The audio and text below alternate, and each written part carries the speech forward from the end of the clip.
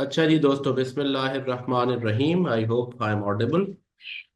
अच्छा जी, तो दोस्तों हम डिस्कस कर रहे थे लास्ट टाइम। हमने आपको एक ओवरव्यू दिया अबाउट बेसिक इन्वेस्टमेंट अप्रेजल के इस एरिया में आपको कौन कौन से बेसिक इन्वेस्टमेंट अप्रेजल में प्राइमरीली जो एनपीवी और आईआरआर की कैलकुलेशन से मुतालिक आपको क्या क्या टॉपिक्स हैं, क्या क्या सीक्वेंस है and how do you have to cover it. हमारा सिलसिला प्रिपरेशन का ऐसा है कि आपके पास सारे रिकॉर्डेड लेक्चर्स मौजूद हैं and this is what we have been sharing with you. Lecture सारे अपलोड हो चुके हैं आपके पास सारे टॉपिक्स के। उसके बाद जो है आपके पास ये वीकली वेबिनार्स हैं जिनमें हम चीज़ें डिस्कस करते हैं। I give you an overview of different topics and these webinars are an opportunity for you to ask any questions. कोई कंफ्यूजन है, कोई क्वेश्चन है, कोई जहन में सवाल है, तो please feel free to ask. इसके बाद आपके फिर हम मॉक्स करते हैं। मॉक्स कि अगर तो कॉपियां ढंग की आती हैं हमारे पास तो हम चेक करके भी देते हैं, अदरवाइज मॉडल सॉल्यूशंस आपको देते हैं। फिर we are available, myself और हमारे टीए हैं जो है वो हाशिर, वो भी आपके पास अवेलेबल हैं। सो आपके पास ये सारा टूल सेट अवेलेबल है to prepare for the examination. What is needed for from you, what is required of you, इसके आप डिसिप्लिन के साथ on a weekly basis lectures देखें और तैयारी करें।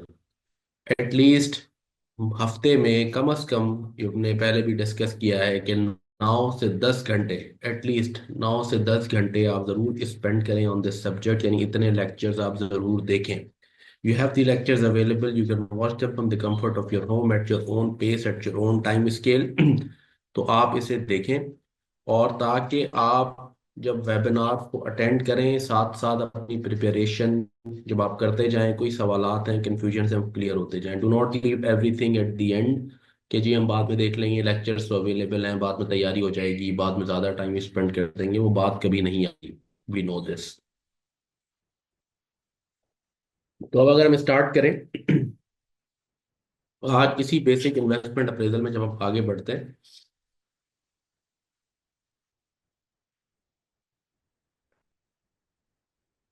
Yes,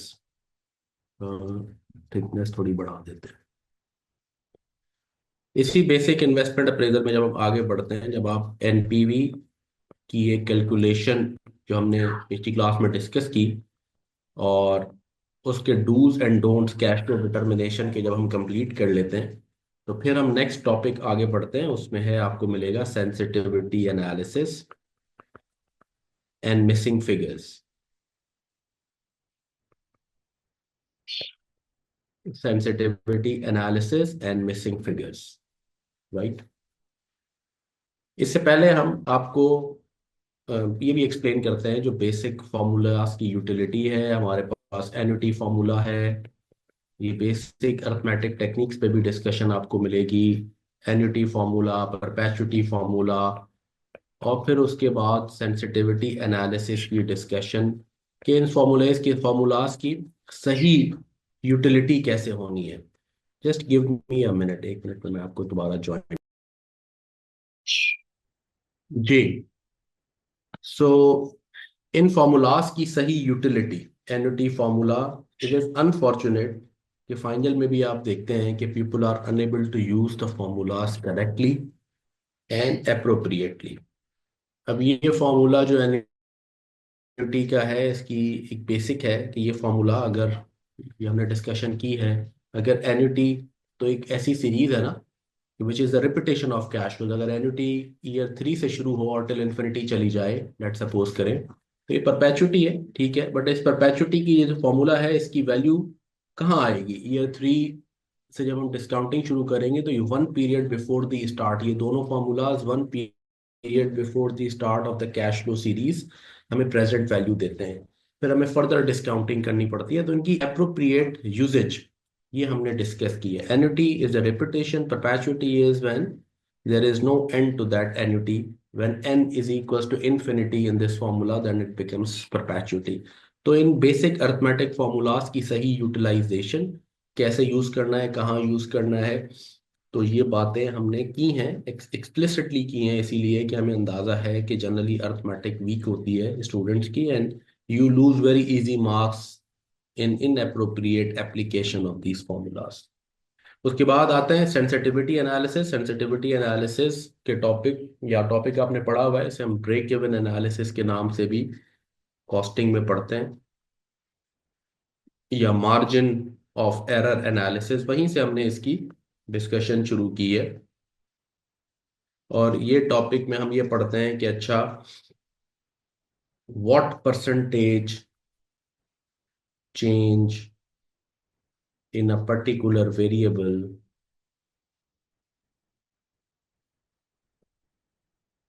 can turn what adverse, यूं कह लें, percentage change in a particular variable can turn NPV to zero, right? जब हम कोई प्रोजेक्ट करते हैं तो उस प्रोजेक्ट के सारे ही वेरिएबल्स एक एस्टिमेट होते हैं। हम सेलिंग प्राइस एस्टिमेट करते हैं for the next 10 years, 15 years क्या होगी, जो भी प्रोजेक्ट की लाइफ है। हम कॉस्ट के एस्टिमेट्स करते हैं, प्रोजेक्ट लाइफ की एस्टिमेशन करते हैं, रॉ मटेरियल कॉस्ट की, लेबर कॉस्ट की, वेरिएबल कॉस्ट की, डिफरेंट कॉस्ट कंपोनेंट्स की, क्वांटिटी की, इवन जो है ना, हम कितनी क्वांटिटी सेल करेंगे, इन सब की हम एक एस्टिमेशन करते हैं। Ultimately, if the estimate goes wrong, the NPV is a function of those variables, उनकी डिस्काउंटिंग करके एनपीवी निकलती है। अगर सेलिंग प्राइस आपने अज्यूम की कि जी मैं 250 रुपए का एक यूनिट सेल करूंगा, and you are not able to sell at 250, you are only able to sell it at 170, 180, it will significantly have an impact on your NPV, right? तो what is that percentage change in a particular variable जो कि NPV को zero कर देगा? आपकी एक project है, आपने एनपीवी एनालिसिस किया, एनपीवी पॉजिटिव आ गई। अब ये positive NPV subject to your ability to realise those cash flows, and to realise those cash flows means all those variables should go as per the estimate जो आपने estimate किया, कि selling price का एक एस्टिमेट है, volume का एक estimate है, कॉस्ट का एक एस्टिमेट है।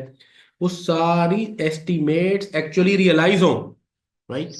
अगर उनमें कोई एडवर्स चेंज आ जाएगी तो ऑटोमेटिकली क्या होगा? तो by all means you will not be able to achieve the NPV जो आपने कैलकुलेट की है। तो फिर हम इसीलिए एक रिस्क मैनेजमेंट पर्सपेक्टिव से, it's a risk management tool, ये है एक रिस्क मैनेजमेंट टूल है हमारा। इसके थ्रू हम क्या करते हैं? इसके थ्रू हम ये एनालिसिस करते हैं कि अच्छा, कौन सा वेरिएबल ऐसा है जो सबसे ज्यादा सेंसिटिव है, या कौन से वेरिएबल्स हैं जो रिलेटिवली ज्यादा सेंसिटिव है। जिस भी जिस भी वेरिएबल में हल्की सी भी change, a slight change in a particular variable, if it can turn my NPV to zero, it's a sensitive variable, right? यानी अगर मैं ये कहूँ कि मेरी 12% सेलिंग प्राइस की चेंज मेरी एनपीवी को जीरो कर देगी। एनपीवी जीरो हम क्यों रख रहे हैं? एनपीवी जीरो का मतलब मुझे प्रोजेक्ट से एग्जैक्टली exactly जो रिक्वायर्ड था वो मिल गया, ना उससे कम ना उससे ज्यादा। इससे एनपीवी नेगेटिव हो गई, इसका मतलब है मैंने अपना टारगेट अचीव नहीं किया, then project is not financially viable. Project is financially viable as long as the NPV is positive, और minimum NPV zero. Zero NPV हमने पिछली क्लास में भी बात की थी, zero NPV is different from zero profit. Zero NPV का मतलब ये होता है कि मुझे जो चाहिए था, प्रिंसिपल और रिक्वायर्ड रिटर्न एग्जैक्टली मिल गया, ना 1 रुपया ज्यादा ना 1 रुपया कम। So this is the minimum level that I can sustain with, right? तो मैं सेंसिटिविटी एनालिसिस में ये देखना चाहता हूं कि किस चेंज, मेरी एनपीवी आ गई लेट से पॉजिटिव 21 मिलियन की, एक प्रोजेक्ट की एनपीवी आ गई है, but this positive 21 million is subject realisation of the variables as estimated. अगर मेरी सेल्स प्राइस वो रियलाइज ही नहीं हुई, मेरी वॉल्यूम की जो एस्टिमेट मैंने किया वो मैं वॉल्यूम सेल ही नहीं कर सका, तो by all means that NPV will not be realise. So I need to find out which variables are sensitive. और ये जब हम एनालिसिस कर लेते हैं, जब हम ये निकाल लेते हैं हर हर वेरिएबल की सेंसिटिविटी, तो उसके बाद हम ये देखते हैं कौन सा वेरिएबल कितना सेंसिटिव है। और जो वेरिएबल जितना सेंसिटिव होता है, फिर हम कोशिश करते हैं कि उसको सबसे ज़्यादा सिक्योर करें, उसके एस्टीमेट को रिव्यू करें, और जब प्रोजेक्ट स्टार्ट होगा तो उसको बड़ा क्लोज मॉनिटरिंग माइक्रोस्कोप के अंदर रखेंगे, ताकि उसमें थोड़ी सी भी चेंज ना आने दें एडवर्स। इफ फॉर एग्जाम्पल हमारी इफ एनपीवी, अगर हमारी एक सेलिंग प्राइस जो है हमारा एक सेंसिटिव वेरिएबल हो गया, तो फिर हम कोशिश करेंगे ना सेलिंग प्राइस को किसी तरीके से फिक्स करें, उसमें एडवर्स चेंज ना आने दें, यानी अपने कस्टमर्स के साथ लॉन्ग टर्म अरेंजमेंट्स कर लें, ठीक है? तो सेलिंग प्राइस की सेंसिटिविटी या किसी भी वेरिएबल की जब भी सेंसिटिविटी पहले निकालेंगे तो उसका फॉर्मूला होता है NPV divide by PV of, यहाँ होगा तो सेल्स होगा, of the particular variable. Variable cost होगी तो NPV divide by PV of variable cost. Volume होगा तो वॉल्यूम चूंकि सेल्स वेरिएबल कॉस्ट दोनों को हिट करता है तो NPV divide by PV of CM, and so on. जो भी पर्टिकुलर वेरिएबल होगा उसकी पीवी डिनोमिनेटर बनेगी, न्यूमरेटर एनपीवी बनेगी। सो जब हम सेंसिटिविटी निकाल लेंगे और लेट से फाइंड आउट कर लिया जैसे कि जी 12% adverse change, a decrease in selling price can turn my NPV to zero, तो फिर मैं क्या करूंगा, जो हम बात कर रहे थे, मैं अपने कस्टमर से बात करूंगा और मैं सेलिंग प्राइस को कोशिश करके लॉन्ग टर्म के लिए लॉक करूंगा, ताकि इसमें मैं मेजर कस्टमर्स के साथ ऑफ कोर्स या मैं कोशिश करूंगा कि वॉल्यूम डिस्काउंट देके कुछ करके मैं अपनी सेलिंग प्राइस को किसी तरीके से सिग्निफिकेंटली डाउन ना होने दूं, बिकॉज मुझे पता है ये सेंसिटिव फैक्टर है, इसमें slight change can turn my NPV to zero. तो ये सेंसिटिविटी एनालिसिस का टूल, इसकी हम डिस्कशन करते हैं। Idea is to just give you in the webinar an overview, आपको रिकॉर्डेड लेक्चर में फिर डिटेल्स मिलेंगी सारी।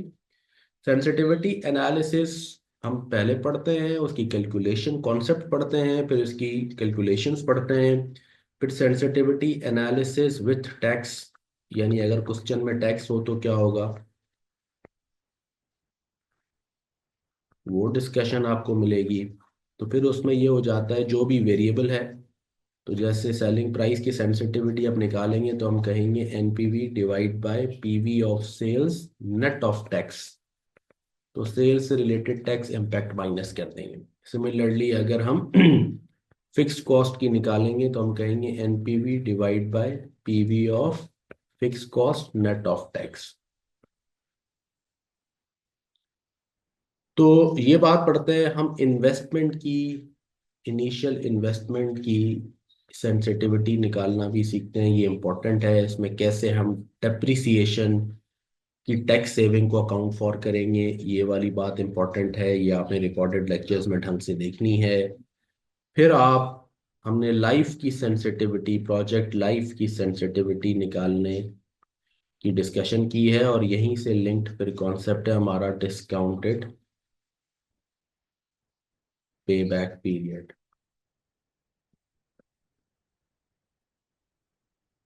इसकी डिस्कशन भी की है।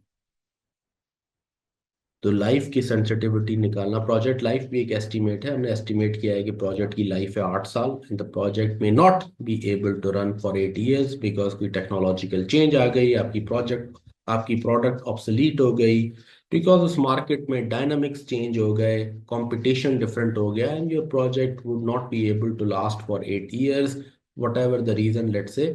तो फिर क्या होगा, तो ये इसको हम कहते हैं प्रोजेक्ट लाइफ भी एक वेरिएबल है, इसकी भी सेंसिटिविटी कैलकुलेट करना हम सीखते हैं। तो प्रोजेक्ट में एनपीवी कैलकुलेशन में जो जो चीज आएगी, हर cash flow component, project life and even discount rate, ये सब वेरिएबल्स हैं, इन सब की सेंसिटिविटी कैलकुलेट होती है। डिस्काउंट रेट की सेंसिटिविटी अलबत्ता हमने डिस्कस की है आफ्टर कैलकुलेशन ऑफ आईआरआर, यहाँ हमने बात की है।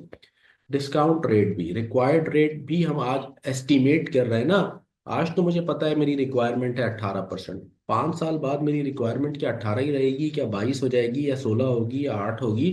I mean it's just an estimate that I am making. जैसे इंटरेस्ट रेट्स नीचे आते हैं, जैसे प्रोजेक्ट रिस्क ऊपर नीचे होता है, तो आपका रिक्वायर्ड रेट ऊपर नीचे होता है। तो डिस्काउंट रेट की भी सेंसिटिविटी निकलती है, और ये कैलकुलेशन हम सीखते हैं आईआरआर के बाद, आफ्टर आईआरआर, इसकी डिस्कशन हमने बाद में की है। तो यूं सेंसिटिविटी एनालिसिस के टॉपिक में आपको इन सारे एक एक वेरिएबल की सेंसिटिविटी की हमने डिस्कशन की है।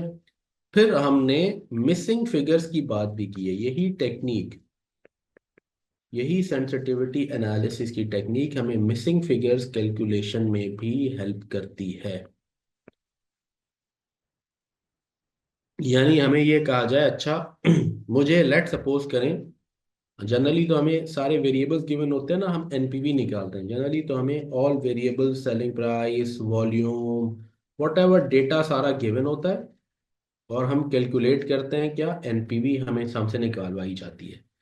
अब अगर हमें एनपीवी कहा जाए कि जी एनपीवी लेट से 0 होगी या एनपीवी 5 मिलियन होगी और बाकी सारे वेरिएबल्स गिवन है, पूछा जाए अच्छा सेलिंग प्राइस क्या होगी कि ये एनपीवी हमें अचीव करनी पड़ेगी, या वॉल्यूम क्या होगा जिस पे ऑफ सेल्स जिस पे ये एनपीवी अचीव होगी, इसे हम मिसिंग फिगर एनालिसिस करते हैं, यानी बैकवर्ड वर्किंग। कि हमें एनपीवी नीचे बॉटम लाइन सॉल्यूशन गिवन है कि जी एनपीवी इतनी हमें चाहिए, अब वर्क बैक करें और बताइए कि क्या सेलिंग प्राइस हो, क्या वॉल्यूम हो। ये डिस्कशन भी इसी टॉपिक के अंदर हम करते हैं और हम देखते हैं कि कैसे एक तरीका हमें अज्यूम वर्क बैक करके हमें पहुंचने का है, और दूसरा तरीका इन मिसिंग फिगर्स की कैलकुलेशन का एक तरीका तो वही है कि हम वर्क बैक करके चलें एक्स एक फिगर रख के, और दूसरा सेंसिटिविटी एनालिसिस है। तो हम ये देखते हैं कि यही सेंसिटिविटी एनालिसिस की टेक्निक हमें कैसे हेल्प करती है इन कैलकुलेटिंग मिसिंग फिगर्स। ये बात भी हमने यहाँ पे सीखी है इस टॉपिक के अंदर। तो इसीलिए हम इस टॉपिक का जब हम नाम लिखते हैं तो हम कहते हैं sensitivity analysis and missing figures calculation. तो मिसिंग फिगर्स के क्वेश्चंस भी एग्जाम में आते हैं, और मिसिंग फिगर की कैलकुलेशन जो है वो हमने यहाँ की है। तो इस टॉपिक के बाद सेंसिटिविटी एनालिसिस का जो टॉपिक है, इसके बाद फिर हम नेक्स्ट टॉपिक पे जब हम आते हैं, तो नेक्स्ट टॉपिक है हमारे पास सेंसिटिविटी एनालिसिस के बाद अम, आपको मिलेगा एसेट रिप्लेसमेंट डिसीशंस। ये सारा एरिया बेसिक इन्वेस्टमेंट अप्रेजल के अंदर आता है। बल्कि इससे पहले हम आईआरआर की कैलकुलेशन की भी हमने डिस्कशन की है, लेकिन बहरहाल मैं अभी एसेट रिप्लेसमेंट डिसीजंस की बात कर लेता हूँ, फिर हम आईआरआर का भी टॉपिक उसकी भी डिस्कशन करते हैं। वो बातें भी करते हैं, फ्यूचर कैश फ्लोज वगैरह की भी। ये सारे बेसिक इन्वेस्टमेंट अप्रेजल के अंदर टॉपिक्स हैं, और सीक्वेंस शायद ऊपर नीचे थोड़ी आपको लेक्चर में मिले as compared to the sequence that we are following here, जो मैं यहाँ कर रहा हूँ, लेकिन ये सारी बातें कवर्ड हैं। एसेट रिप्लेसमेंट डिसीजंस के टॉपिक के अंदर हम ये डिसीजंस पढ़ते हैं कि how frequently an asset be replaced.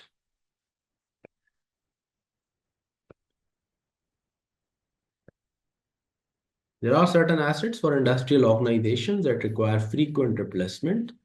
Commercial organisation industrial organisations के लिए, अगर ट्रांसपोर्ट की कंपनी है तो उसके लिए एक सिंपल क्रिटिकल डिसीजन ये है कि ये जो ट्रांसपोर्ट व्हीकल है इसे कितना फ्रीक्वेंटली रिप्लेस किया जाए। क्या हर 4 साल बाद करते हैं, हर 5 साल बाद करें, हर 6 साल बाद करें, राइट।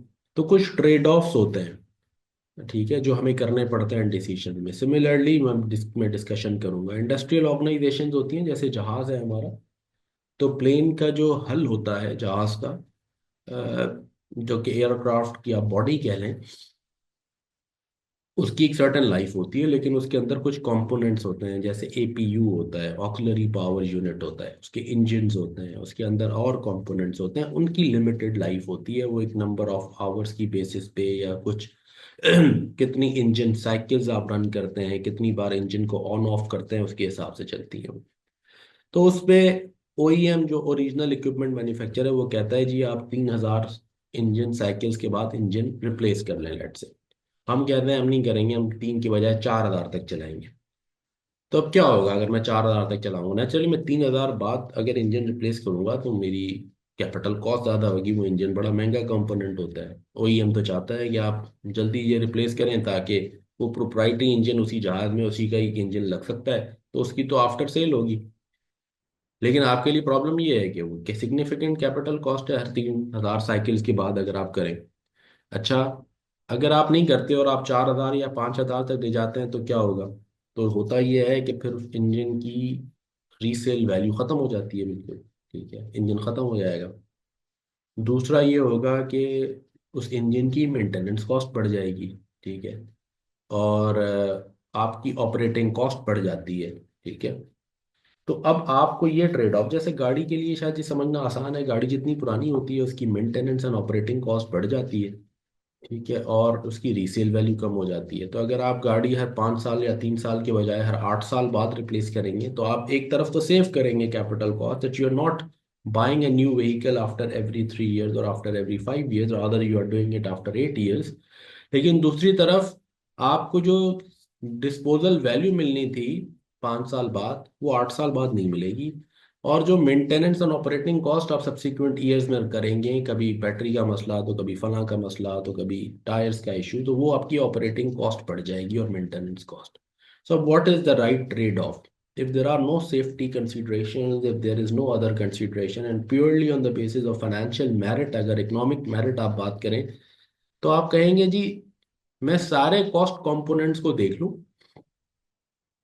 एक तरफ मैं क्विकली रिप्लेस करता हूं एक एसेट तो कैपिटल कॉस्ट ज़्यादा है, लेकिन फ़ायदा ये है कि डिस्पोजल कॉस्ट मुझे अच्छी, डिस्पोजल प्रोसीड्स अच्छी मिलती हैं और मेंटेनेंस एंड ऑपरेटिंग कॉस्ट बचती है।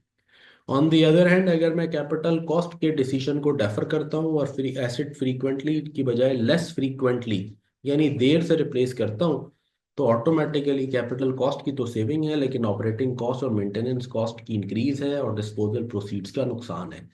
तो अब इनको, इन कंपोनेंट्स को मैं कैसे मेजर करूं और कैसे ये डिसीजन करूं, ये हम पढ़ते हैं एसेट रिप्लेसमेंट डिसीजंस के इस टॉपिक के अंदर कि how frequently an asset be replaced.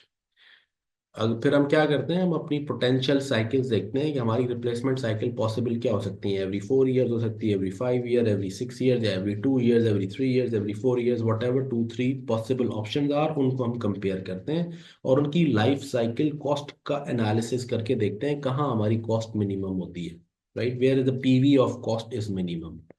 जहाँ पे पीवी ऑफ कॉस्ट हमारी मिनिमम होगी, बाय ऑल मीन्स वहाँ ही वही हमारे लिए बेस्ट या ऑप्टिमल रिप्लेसमेंट साइकिल होगी। ये इसका बुनियादी कॉन्सेप्ट है। राइट, अब ये डिसीजन करते हुए सबसे पहले जो हम पढ़ते हैं वो हम पढ़ते हैं इक्वल एनुअल इक्विवेलेंट, जिसे हम कहते हैं एनुअल कॉस्ट टेक्निक। इसके दो मेथड हैं, एक ये मेथड है और दूसरा है एलसीएम मेथड, जिसके थ्रू हम ये फैसला करते हैं। पहले हम पढ़ते हैं इक्विवेलेंट एनुअल कॉस्ट मेथड। इसे इक्वल एनुअल कॉस्ट मेथड भी कहते हैं, इक्विवेलेंट एनुअल कॉस्ट मेथड भी कहते हैं। ये एक अर्थमेटिक टेक्निक है, पहले हम ये समझते हैं, जिसको यूज करके, यस, ये एक अर्थमेटिक टेक्निक है जिसको यूज करके हम एन्युटी को, या यूं कहें हम not annuity, cyclical cash flows को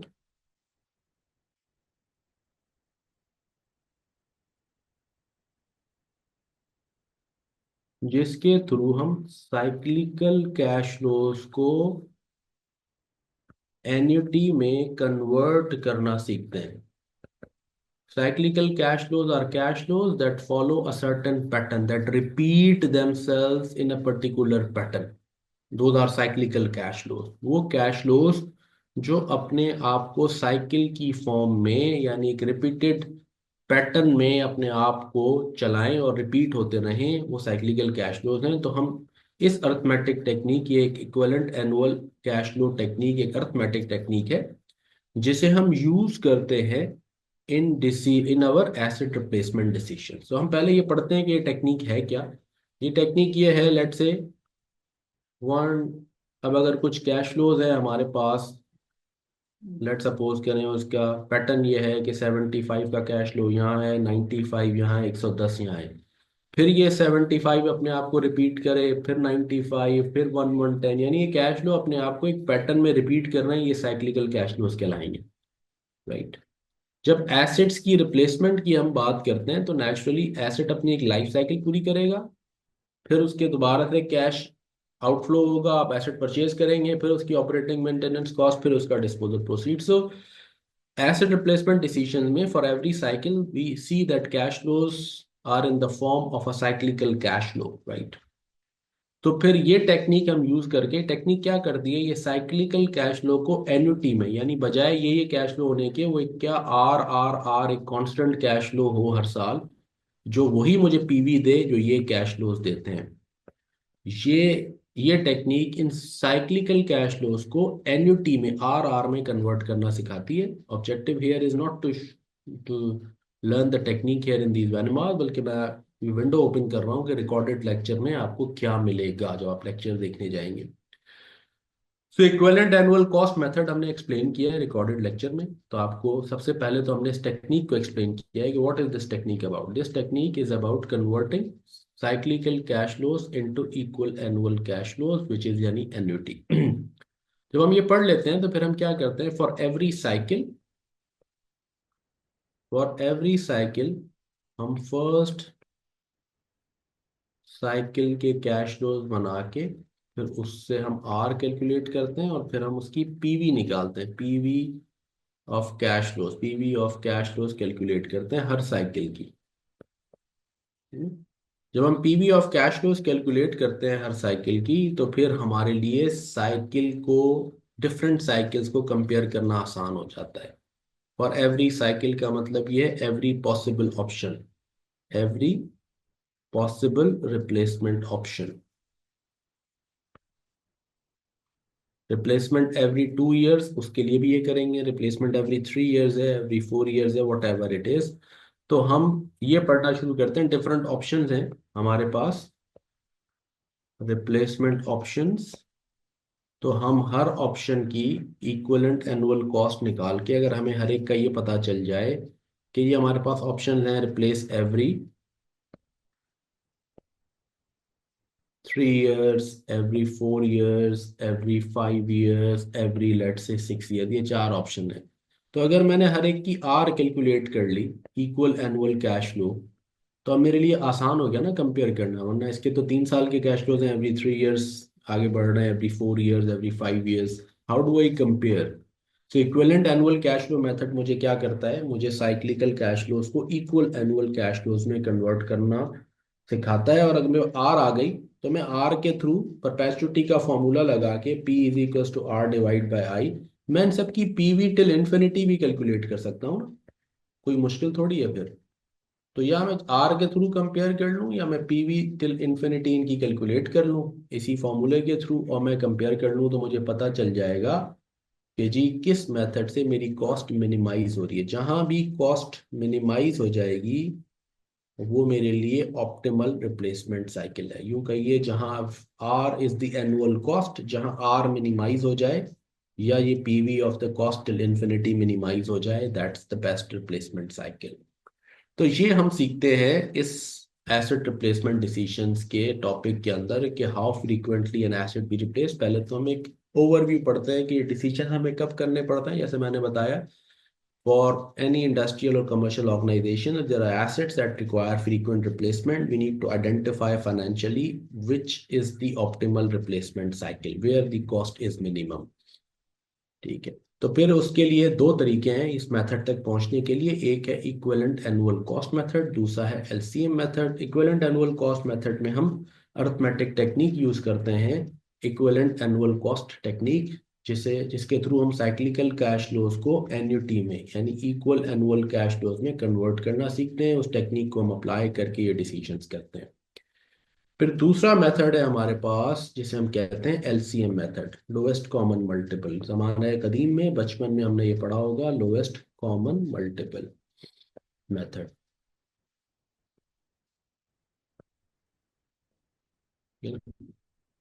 ये मेथड क्या कहता है? ये मेथड कहता है जो भी आपके पास पॉसिबल रिप्लेसमेंट साइकिल्स हैं, लेट्स से 2 है, 3 है, 4 है, यहाँ तक रुक जाते हैं अभी। तो ये आप इनका एलसीएम निकालें, 2 × 3 × 2, 12 साल हो गए, 12। तो आप हर हर ऑप्शन के, लेट से हमारे पास तीन ही ऑप्शन थे, रिप्लेसमेंट एवरी 2 इयर्स,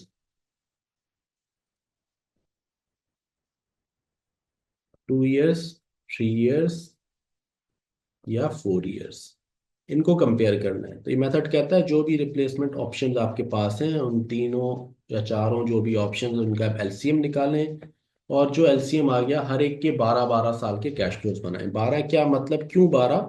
कि 12 एक ऐसा नंबर है जिसपे सबकी सर्टन साइकिल्स कंप्लीट हो रही होंगी। दो की 6 साइकिल्स पूरी हो जाएंगी, तीन की 4 साइकिल्स पूरी हो जाएंगी एवरी 3 इयर्स की, और एवरी 4 इयर्स वाले की 3 साइकिल्स होंगी। तो कहीं इनकम्प्लीट साइकिल नहीं होगी। सबके 12 12 साल के कैश फ्लोज बनाए, पीवी निकालें और उसको कंपेयर कर लें। अब अगर यही हमारे पास ऑप्शन ऊपर वाले हो गए 3 4 5 6, तो आप देखें फिर तो हमारे पास कितना बड़ा एलसीएम हो जाएगा। 3 × 4 × 5 × 2, कैलकुलेट करें सब। क्या आ जाएगा वकास साहब, फरहान, क्या एलसीएम बन जाएगा? बताइए, हिले जी, क्या एलसीएम आ गया बताइए। 120, यस। 120, तो अब मुझे बताएं, 120 ईयर्स के कैश फ्लोज तो हम नहीं बना सकेंगे, राइट? हर हर ऑप्शन के। तो ये एलसीएम मेथड कहता है कि फिर आप क्या करें, क्योंकि 120 is the lowest common multiple जिस पे सबकी साइकिल्स कंप्लीट हो रही होंगी इस पे। इसके अलावा कोई भी नंबर होगा तो किसी या किसी एक की साइकिल इनकम्प्लीट रह जाएगी, राइट? तो ऐसी सूरत में हम क्या कहते हैं, हम इसी मेथड के लिए कहते हैं कि हम अपना होराइजन वर्किंग का फिनिट कर लें, लिमिट कर लें। फिनिट होराइजन टेक्निक फिर यहाँ आ जाती है, यानी है एलसीएम ही, लेकिन उसमें हम एक वर्ड यूज करते हैं फिनिट होराइजन, यानी limit your working to a certain number which could be anything between 25 to 30 years. और ऐसा नंबर ले लें जिसमें मेजॉरिटी की साइकिल्स पूरी हो रही हो। तो लेट सपोज करें हम अगर 30 ले लेंगे तो 5 और 6 की साइकिल्स पूरी हो जाएंगी, ये रह जाएंगे, ठीक है। लेकिन बनाएंगे सबके 30 30 साल के कैश फ्लोस, ठीक है। 30 से कम कैश फ्लोस नहीं बनाएंगे, क्योंकि सबके, यानी क्योंकि एक जित अगर 30 का नंबर लेते हैं या 25 का लेते हैं, वट नंबर लेते हैं, सबके उसी ईयर्स के कैश फ्लोज बना के डिस्काउंटिंग करेंगे। कुछ की साइकिल पूरी हो जाएंगी, कुछ की नहीं। लेकिन हमें पता है एक सर्टेन नंबर ऑफ ईयर्स के बाद डिस्काउंटिंग का इम्पैक्ट इतना मटीरियल हो जाता है कि रिजल्टेंट प्रेजेंट वैल्यू हमारी बहुत सिग्निफिकेंट नहीं रहती। तो 25 30 साल के कैश फ्लोज बना के अगर आप कंपेयर कर लें हर हर मेथड के, तो आपके पास एक सेफ वो है कि आप एक सही डिसीजन तक पहुंच जाएंगे। अब सवाल ये आता है कि एलसीएम मेथड क्यों इस मुश्किल में क्यों पड़े, जब हमारे पास इक्विवेलेंट एनुअल कॉस्ट टेक्निक है, और ये सारे काम क्यों करें जब एलसीएम एक अनरीजनेबल नंबर भी दे देता है बाज औकात एक सर्टेन नंबर ऑफ ईयर्स के बाद, ऑप्शंस के बाद। तो एलसीएम एक अनरीजनेबल नंबर देता है। अगर मैं यहाँ 7 लिख दूंगा तो आप देखेंगे ये तो बिल्कुल ही अनरीजनेबल बन जाएगा नंबर, ठीक है ना? तो फिर क्यों, वाई, हम इसमें क्यों पड़े इस मुश्किल में? ये शायद एलसीएम और भी कम हो जाए अगर मैं टू, एक चीज मुझसे रह गई, तो अगर मैं ये टू हट जाए, 2 2, तो शायद ये 60 ईयर्स हो जाए। But that's okay, 60 years it itself a huge number, right? So coming back to it, why LCM, ठीक है। अगर मैं यहाँ 7 डाल दूंगा तो ये 420 बन जाएगा। तो इतनी मुश्किल में मैं क्यों पढूं, फिनिट होराइजन करूं, नंबर ऑफ ईयर्स को वो करूं, या 20 साल के 25 साल के कैश फ्लोज भी बनाना एक एक मेथड के कोई आसान नहीं है। मैं 25 साल 30 साल के कैश फ्लोज क्यों बनाऊं? Why LCM? तो देखिए, एलसीएम मेथड वहां यूज होता है जहां हमारे पास, हम देखें और हमें लगे कि इक्विवेलेंट एनुअल कॉस्ट मेथड हमारा फेल हो गया या इनएडिक्वेट है उसका यूज। और वो तब होगा, इक्विवेलेंट एनुअल कॉस्ट मेथड उस वक्त यूज होगा जब कैश फ्लो साइक्लिकल फॉर्म में होंगे। इक्विवेलेंट एनुअल कॉस्ट मेथड क्या करता है, वो साइक्लिकल कैश फ्लोज को कन्वर्ट करता है आर में equal annual cash. is a technique, is an arithmetic technique that helps you convert cyclical cash flows into equivalent annual cash flows, यानी are annuity में कन्वर्ट करना सिखाता है। अगर कैश फ्लो साइक्लिकल फॉर्म में हो ही ना, इसके लिए तो जरूरी है ना पहले कैश फ्लोज का साइकिल की फॉर्म में होना। अगर मेरे पास कैश फ्लोज ये हैं, जैसे भी हम देख रहे थे कि जी 80 का कैश फ्लो यहाँ है, 120 यहाँ है, और लेट से 40 यहाँ मेरा कैश फ्लो है, फिर 80 120 फिर 40। अब ये साइकिल की फॉर्म में है ना, ये रिपीट कर रहे हैं। अब अगर यहाँ मेरे पास 80 120 40 और यहाँ मेरे पास कैश फ्लो हो जाए 95, ये कैश फ्लो हो जाए 135, ये कैश फ्लो हो जाए 55, अब ये साइकिल तो रही नहीं। अब अगर ये साइकिल नहीं है तो फिर साइक्लिकल कैश फ्लोज ही नहीं बने। साइक्लिकल कैश फ्लोज नहीं है तो इक्विवेलेंट एनुअल मेथड यूज ही नहीं हो सकता। तो technically equivalent annual cost method, और ये कब होगा? लेट सपोज करें हमारे डिफरेंट कंपोनेंट्स, हमारे इन्फ्लेशन रेट्स डिफरेंट हो। लेट सपोज करें ना, मेरी एक, मैं यूं बना लेता हूं बल्कि थोड़ा डिटेल में। मैं कहता हूं कि जी मेरा एक एसेट है जिसकी मुझे कॉस्ट पड़ेगी शुरू में 10 मिलियन रुपीज, इन मिलियन कह देते हैं। मेरी maintenance, operation and maintenance cost होगी, मैं लेट से यूज करता हूँ उस एसेट को, अ, यहाँ 10 मिलियन टाइम जीरो पे होगी। ऑपरेटिंग एंड मेंटेनेंस कॉस्ट होगी मेरी 3 मिलियन यहाँ, 4 मिलियन यहाँ। और लेट सपोज करें मैं यहीं फिर इसको 2 साल बाद डिस्पोज कर दूंगा, मेरी डिस्पोजल प्रोसीड्स आ जाएंगी, लेट सपोज करें 5 मिलियन। अब अगर इसी फॉर्म में ये कैश फ्लोज रिपीट हो, मैं कहूँ अच्छा अब मैं दोबारा यहाँ एक एसेट परचेज करूंगा 10, फिर मेरी 3 मिलियन की कॉस्ट, फिर मेरी 4 मिलियन की कॉस्ट, फिर मेरी डिस्पोजल प्रोसीड्स 5, फिर मैं यहाँ एक और एसेट परचेज करूंगा, तो अब ये एक साइकिल की फॉर्म में है ना। ये कैश फ्लोज एक साइकिल की फॉर्म में चल रहे हैं। ये 10 से एक साइकिल शुरू होती है, एक एसेट परचेज होता है, उसके बाद उसकी 2 साल उसकी ऑपरेटिंग चलती है, और फिर हम डिस्पोज कर देते हैं। अब यहाँ तो मैं equivalent annual cost technique use कर सकता हूँ।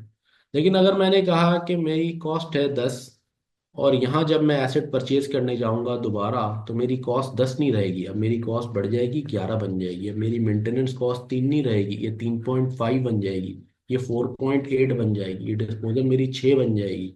क्योंकि इन्फ्लेशन रेट्स हैं, different components are different rates से इन्फ्लेट हो रहे हैं। ये कॉस्ट इन्फ्लेट हो रही है 10% से, लेट से डिस्पोजल प्रोसीड्स इन्फ्लेट हो रही है 20% से, ऑपरेटिंग एंड मेंटेनेंस एक एक्स परसेंटेज से हो रही है। तो अब तो हर साइकिल, ये जो साइक्लिकल कैश फ्लोज की फॉर्म में कैश फ्लोज रिपीट हो रहे थे, नहीं होंगे ना। डिफरेंट इन्फ्लेशन रेट्स क्या करेंगे, कैश फ्लोज को डिफरेंट कर देंगे, cash flows will not form a pattern of a cycle.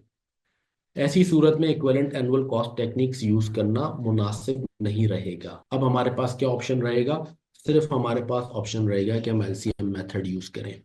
हाँ, अगर डिफरेंट कंपोनेंट्स डिफरेंट रेट से इन्फ्लेट ना हो रहे हो, सारे एक रेट से इन्फ्लेट हो रहे हो, तो मैं क्या कर सकता हूँ? रिकॉल करें, real cash flows, nominal cash flows, तो फिर मैं रियल कैश फ्लोज यूज कर सकता हूँ, इन्फ्लेशन को इग्नोर ही कर दूं।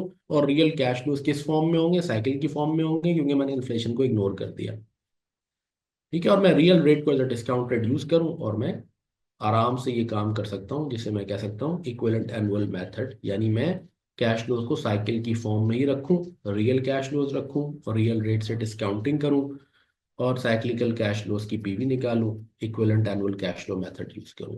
लेकिन अगर डिफरेंट कंपोनेंट्स डिफरेंट रेट से इन्फ्लेट हो रहे हैं, जो कि पॉसिबिलिटी है और होता है, तो फिर मुझे क्या करना पड़ेगा? मैं कहूँ कि मेरी ऑपरेटिंग कॉस्ट होती है 5% से, डिस्पोजल प्रोसीड्स 20% से इन्फ्लेट होंगे, या 30% से लेट से, और मेरी कॉस्ट होगी इन्फ्लेट 8 या 10% से, तो फिर डिफरेंट रेट्स डिफरेंट तरीकों से अगर होना शुरू हो गए, तो फिर मुश्किल हो जाएगी जिंदगी। सो फिर हम एलसीएम मेथड ही पे हमें इक्तफा करना पड़ेगा, फिर हम equivalent annual cost method use नहीं कर सकते। तो ये डिस्कशन भी फिर हमने की है एलसीएम मेथड की। एलसीएम मेथड कब यूज होता है, और क्या इसकी यूटिलिटी है, क्यों हम ये पढ़ते हैं, ये बात जो मैंने यहाँ ब्रीफ की, इसको फिर डिस्कस तफसीलन किया गया है। फिर एक और बात भी हमने की है एग्जाम एक्यूमेन परस्पेक्टिव से। एग्जाम में आप देखेंगे आपको दोनों क्वेश्चंस मिलेंगे, आपको इक्विवेलेंट एनुअल कॉस्ट का क्वेश्चन भी मिलेगा, आपको एलसीएम के क्वेश्चन भी मिलेंगे।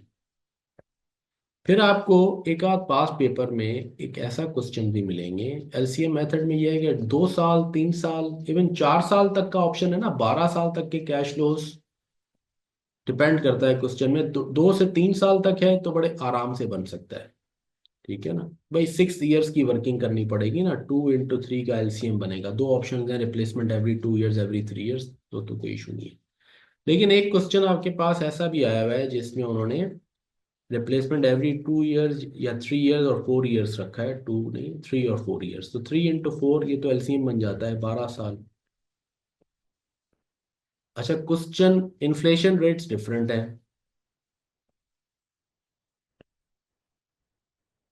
क्वेश्चन के मार्क्स जस्टिफाई नहीं करते कि आप एलसीएम की 12 12 साल की पूरी वर्किंग करें, उसमें टैक्सेशन का इम्पैक्ट भी है। तो ऐसी केसेस में जब इस तरह वाइट गारमेंट्स का गालिबन क्वेश्चन है, हमने ये बताया है कि आपको लिख लेना चाहिए नोट कि यहाँ आइडियली एलसीएम मेथड यूज होना चाहिए। In the interest of time given the marks, हम एलसीएम मेथड यूज करने के बजाय लेट सपोज करें equivalent annual cost method use कर रहे हैं, and we assume that the impact of the difference of the two methods would not be very significant.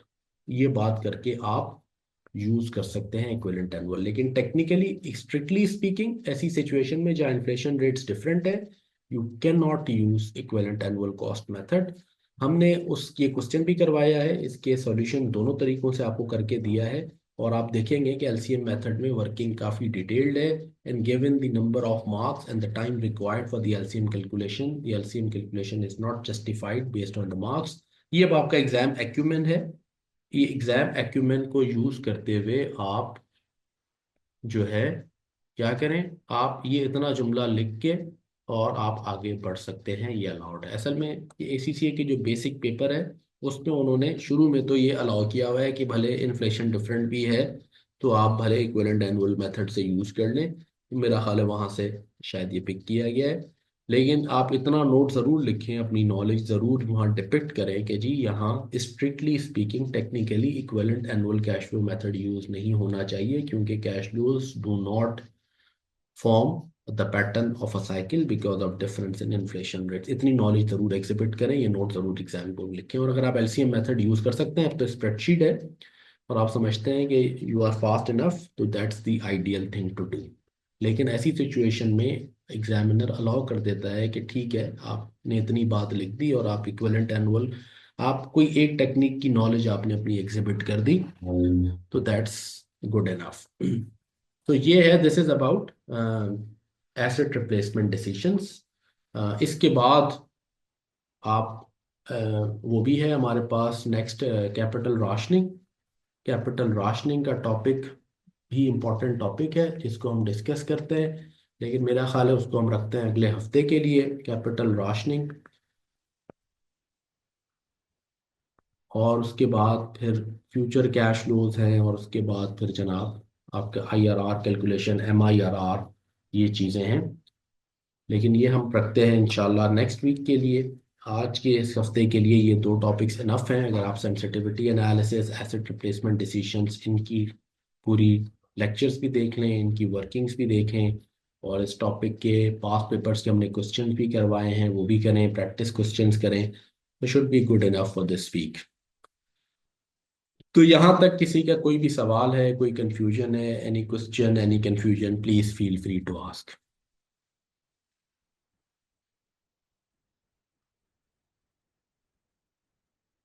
हाँ जी दोस्तों, कोई सवाल, कोई कंफ्यूजन, कोई question?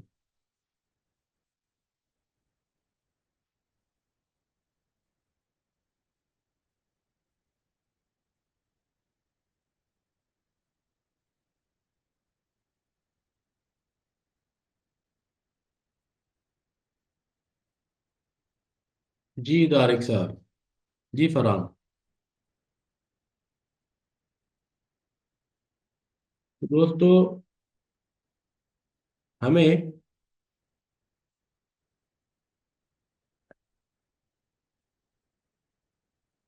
What we need to do now, हमें एनपीवी कैलकुलेशन, जिसमें कैश फ्लोज के डूज एंड डोंट्स जो हमने पिछली क्लास वेबिनार में डिस्कस किए थे वो हमने रिवाइज करना है। टैक्स इम्पैक्ट्स, कैश फ्लोज के dos and don'ts, relevant irrelevant cash flows कैसे आइडेंटिफाई करेंगे, टैक्स इफेक्ट्स कैसे इनकॉर्पोरेट करेंगे, वर्किंग कैपिटल चेंजेस कैसे करेंगे, इन्फ्लेशन के इम्पैक्ट्स कैसे अकाउंट फॉर किए जाते हैं, ये सारी बातें की थी। ये आपने करना है complete. I understand year and है, थोड़ी आपकी इस वक्त बिजी पीरियड है, तो मैं ज़्यादा आपको पुश नहीं कर रहा, लेकिन ये आपने ज़रूर करना है। ये कैफ ही का कैरी फॉरवर्ड है।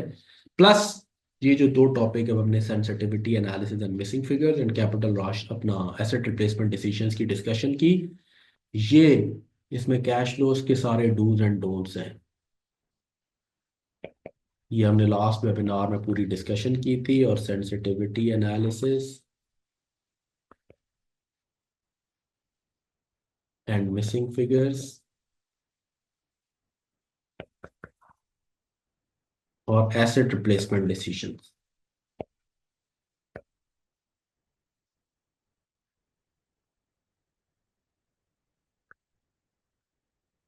ये तीनों आप चीज़ें कंप्लीट करें। नेक्स्ट वेबिनार में इंशाल्लाह हम कैपिटल राशनिंग की बात करेंगे, उसके बाद फ्यूचर कैश फ्लोज हैं, IRR, MIRR, इन सब की डिस्कशंस करेंगे इंशाल्लाह। ठीक है जी। तो कोशिश करेंगे कि नेक्स्ट वेबिनार में बेसिक इन्वेस्टमेंट अप्रेजल के जितने टॉपिक्स हैं उन सब की डिस्कशन कंप्लीट करें। जी तारिक, आप क्या कह रहे हैं? कह रहे हैं very useful webinar, thank you. Can we say that asset replacement just a small portion of, yes it's a very small portion of the basic investment appraisal का जो टॉपिक है। बेसिक इन्वेस्टमेंट अप्रेजल के topic में बस आपकी NPV IRR की पूरी calculations आती हैं। उसके अंदर सेंसिटिविटी एनालिसिस, मिसिंग फिगर्स आता है। उसके अंदर एसेट रिप्लेसमेंट डिसीजन भी है। उसके अंदर कैपिटल राशनिंग का एरिया है। उसके अंदर लीज और बोरो डिसीजंस भी हैं। इनको अभी हम पढ़ते नहीं हैं, पढ़ेंगे हम एडवांस इन्वेस्टमेंट अप्रेजल के टॉपिक को कंप्लीट करने के बाद। तो this is how it is. So yes, तो बेसिक इन्वेस्टमेंट अप्रेजल का एक छोटा सा एरिया है ये। बेसिक इन्वेस्टमेंट अप्रेजल हमारा एक बेस बड़ा एरिया है, हेड है, जिसके अंदर ये सब टॉपिक्स हैं। और इसकी बेसिक इन्वेस्टमेंट अप्रेजल की एग्जाम वेटेज है 30 to 35%। जनरली एक क्वेश्चन तो डेफिनेटली, बट जनरली एक से ज़्यादा, 1.5 से 2 क्वेश्चन इस इन एरियाज पे आते हैं। This is a significant portion of your exam preparation. Basic investment appraisal, advance investment appraisal, forex या M&A, आप समझिए इस सेंस 80% 85% ऑफ सिलेबस आपका ये है, चार बड़े एरियाज।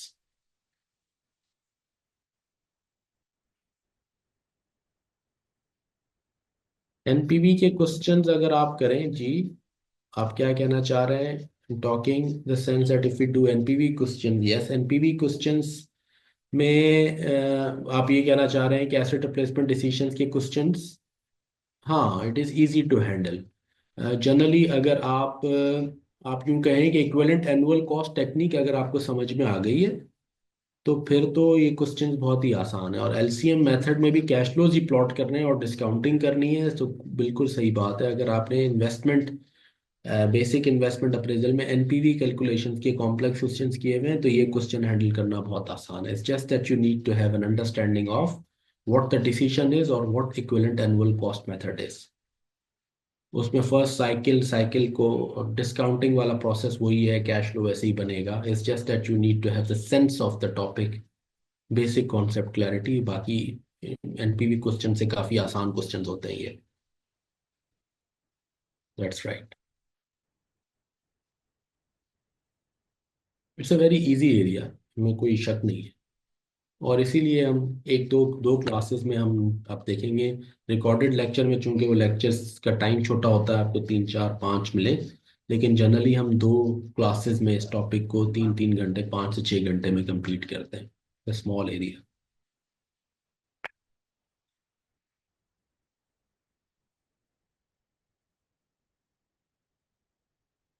तो दोस्तों, इस पे अगर कोई और क्वेश्चन है तो प्लीज़ फील फ्री, और अगर कोई और हमारा क्वेश्चन नहीं है तो हम जो है वो क्लास ऑफ करते हैं, वेबिनार को। और वील मीट नेक्स्ट संडे, हर संडे इंशाल्लाह। हमारा स्टैंडर्ड टाइम 12 बजे है, कोई चीज़ आगे पीछे होगी तो आपको बता दिया जाएगा, but every Sunday 12 o'clock is a webinar. आप ज़रूर जो बेसिक ओरिएंटेशन के जो लेक्चर्स हैं वो ज़रूर देखेंगे। इसके अलावा हमने सॉफ्टवेयर की प्रिपरेशन के लिए एक आध जो है ना हमने वेबिनार्स किए हैं, जिसमें हमने सॉफ्टवेयर को यूज़ करना, उसके बेसिक डूज एंड डोंट सिखाए हैं, वो ज़रूर देखेंगे आप जब भी आपको टाइम मिले। और फिर लेक्चर्स टॉपिक वाइज सीक्वेंस में आपने देखने हैं।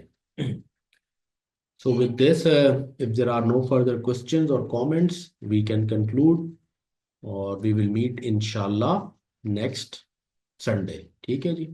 Thank you so much and Allah Hafiz।